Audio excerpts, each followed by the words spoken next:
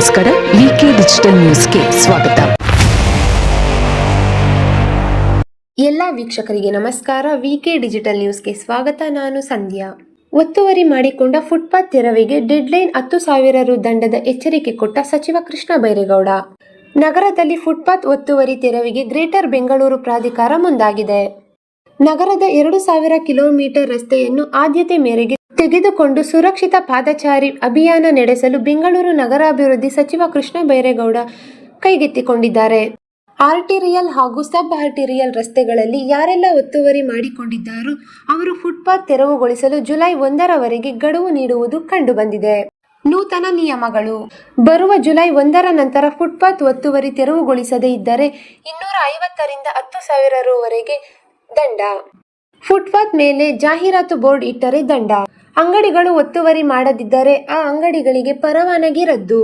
ಪಾದಚಾರಿ ಮಾರ್ಗದಲ್ಲಿ ವಾಹನಗಳ ಪಾರ್ಕಿಂಗ್ ಮಾಡೋ ಹಾಗಿಲ್ಲ. ಫುಟ್ಪಾತ್ನಲ್ಲಿ ವಾಹನ ನಿಲ್ಲಿಸಿದ್ದರೆ ಟೋಯಿಂಗ್ ಎಚ್ಚರಿಕೆ. ರಸ್ತೆ ಬದಿ ಫುಟ್ಪಾತ್ನಲ್ಲಿ ವಾರಸುದಾರರಿಲ್ಲದ ವಾಹನಗಳನ್ನು ನಿಲ್ಲಿಸಲಾಗುತ್ತಿದೆ.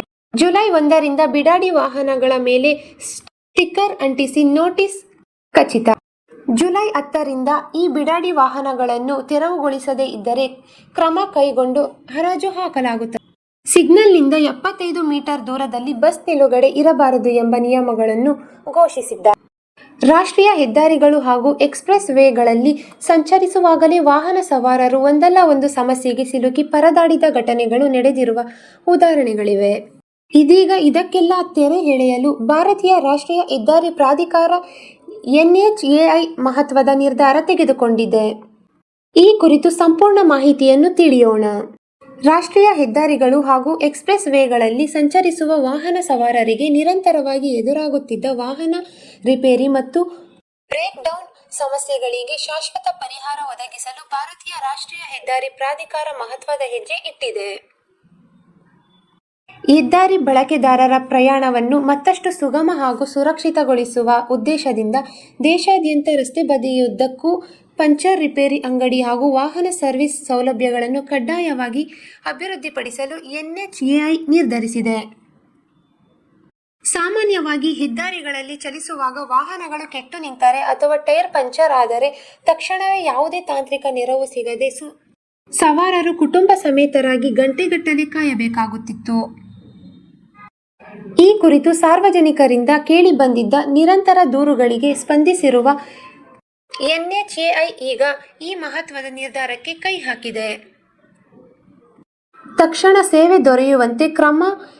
NHAI ಸಂಪೂರ್ಣ ಸ್ವಾಮ್ಯದ ಅಂಗಸಂಸ್ಥೆಯಾದ national highways logistic management limited ಹೆದ್ದಾರಿಗಳಲ್ಲಿರುವ ವೇಸೈಡ್ ಅಮೆನಿಟೀಸ್ ಸಂಕೀರ್ಣಗಳಲ್ಲಿ ತಕ್ಷಣವೇ ವಾಹನ ರಿಪೇರಿ ಮತ್ತು ಪಂಚರ್ ಅಂಗಡಿಗಳನ್ನು ಸಕ್ರಿಯಗೊಳಿಸುವಂತೆ ತನ್ನ ಪ್ರಾದೇಶಿಕ ಕಚೇರಿಗಳಲ್ಲಿ ಕಟ್ಟುನಿಟ್ಟಿನ ಸೂಚನೆ ನೀಡಿದೆ.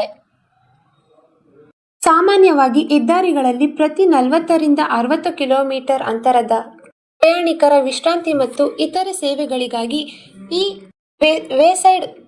ವೇಸೈಡ್ ಅಮೆನಿಟೀಸ್ ಕೇಂದ್ರಗಳನ್ನು ಸ್ಥಾಪಿಸಲಾಗಿರುತ್ತದೆ. ಸುಮಾರು 4 ಹೆಕ್ಟೇರ್ ಪ್ರದೇಶದಲ್ಲಿ ವಿಸ್ತಾರವಾಗಿ ಹರಡಿರುವ ಈ ಹಬ್ಗಳಲ್ಲಿ ಈಗಾಗಲೇ ಇಂಧನ ಕೇಂದ್ರಗಳು, ರೆಸ್ಟೋರೆಂಟ್ಗಳು, ಶೌಚಾಲಯಗಳು, EV ಚಾರ್ಜಿಂಗ್ ಪಾಯಿಂಟ್ಗಳು ಮತ್ತು ಟ್ರಕ್ ಚಾಲಕರಿಗೆ ಪ್ರತ್ಯೇಕ ವಿಶ್ರಾಂತಿ ಸ್ಥಳಗಳಂತಹ ಅತ್ಯಗತ್ಯ ಸೌಲಭ್ಯಗಳನ್ನು ಕಲ್ಪಿಸಲಾಗಿದೆ.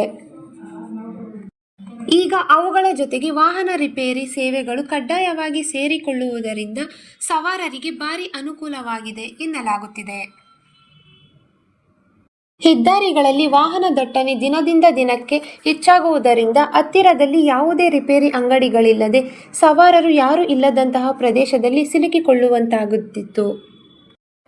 ಈ ಮೂಲ ಸೌಕರ್ಯ ಕೊರತೆಗಳನ್ನು ನೀಗಿಸಲು ಈ ಹೊಸ ಉಪಕ್ರಮ ಸಹಕಾರಿ ಆಗಲಿದೆ ಎಂದು ಅಧಿಕಾರಿಗಳು ತಿಳಿಸಿದ್ದಾರೆ. ವಾಹನಗಳು ರಸ್ತೆಯಲ್ಲಿ ಕೆಟ್ಟು ನಿಲ್ಲುವ ಸಮಯವನ್ನು ಕಡಿಮೆ ಮಾಡುವುದಲ್ಲದೆ ಅಪಘಾತಗಳನ್ನು ತಪ್ಪಿಸಿ ರಸ್ತೆ ಸುರಕ್ಷತೆಯನ್ನು ಹೆಚ್ಚಿಸಲಿದೆ. NHLML ಸಂಸ್ಥೆಯು ಸಾರ್ವಜನಿಕ ಖಾಸಗಿ ಸಹಭಾಗಿತ್ವ ಮಾದರಿಯಲ್ಲಿ ದೇಶಾದ್ಯಂತ ಇಂತಹ ಆಧುನಿಕ ರಸ್ತೆ ಬದಿಯ ಸೌಲಭ್ಯ ಕೇಂದ್ರಗಳ ಜಾಲವನ್ನು ಅಭಿವೃದ್ಧಿಪಡಿಸುತ್ತಿದೆ. ಪ್ರಸ್ತುತ ಚಾಲ್ತಿಯಲ್ಲಿರುವ ಒಪ್ಪಂದಗಳ ಅನ್ವಯ ಈ ಸೌಲಭ್ಯಗಳನ್ನು ನಿರ್ವಹಿಸುವ ಆಪರೇಟರ್ಗಳಿಗೆ ರಿಪೇರಿ ಕೇಂದ್ರಗಳನ್ನು ಸ್ಥಾಪಿಸಲು ಈಗಾಗಲೇ ಅನುಮತಿ ಇತ್ತು. ಆದರೆ ಈಗ HNAI ಇದರ ಅನುಷ್ಠಾನ ಪ್ರಕ್ರಿಯೆಯನ್ನು ಮತ್ತಷ್ಟು ವೇಗಗೊಳಿಸುವಂತೆ ಪಾಲುದಾರರಿಗೆ ತುರ್ತು ಮನವಿ ಮಾಡಿದೆ. ಹೆದ್ದಾರಿಗಳಲ್ಲಿ ಪ್ರಯಾಣ ಮತ್ತು ರಿಪೇರಿ ಸೇವೆಗಳನ್ನು ಒಂದೇ ಸೂರಿನಡಿ ತರುವ ಮೂಲಕ ಭಾರತದಾದ್ಯಂತ ದೂರದ ಪ್ರಯಾಣ ಬೆಳೆಸುವ ಸವಾರರಿಗೆ ಸುರಕ್ಷಿತ, ನಿರಂತರ ಮತ್ತು ಬಳಕೆದಾರ ಸ್ನೇಹಿ ಹೆದ್ದಾರಿ ವ್ಯವಸ್ಥೆಯನ್ನು ಸೃಷ್ಟಿಸುವುದು ಇದರ ಮುಖ್ಯ ಉದ್ದೇಶವಾಗಿದೆ ಎಂದು ಹೇಳಲಾಗುತ್ತಿದೆ.